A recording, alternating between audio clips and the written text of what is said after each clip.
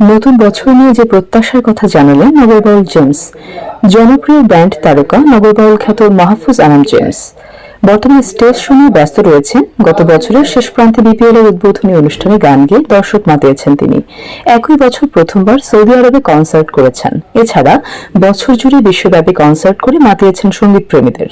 নতুন বছরেও সে ধারা অব্যাহত রাখার প্রত্যাশা জানালেন জেমস।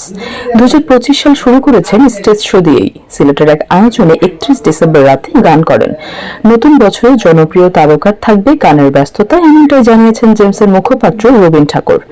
এই প্রসঙ্গে তিনি বলেন, স্টেজ শো দিয়েই এবার আমরা নতুন বছর শুরু করেছি। নগর বাউলের এই গানের যাত্রা বছর জুড়েই চলবে। নতুন বছরে শিল্প সংস্কৃতির এক সমৃদ্ধ বাংলাদেশ আমাদের প্রত্যাশা।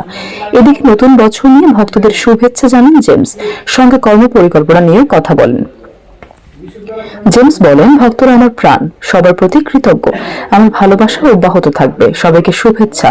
কর্ম পরিকল্পনা নিয়ে তিনি বলেন, গত বছর দেশ ও দেশের বাইরে অনেক কনসার্টে অংশ নিয়েছিলাম। বিশেষ করে সৌদি আরবের কনসার্ট ছিল আমার কাছে গুরুত্বপূর্ণ।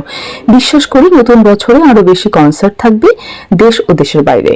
নতুন বাংলাদেশ নিয়ে প্রত্যাশার কথা জানিয়ে তিনি বলেন, গণ অভ্যুত্থানের মধ্য দিয়ে নতুন এক বাংলাদেশের সূচনা হয়েছে।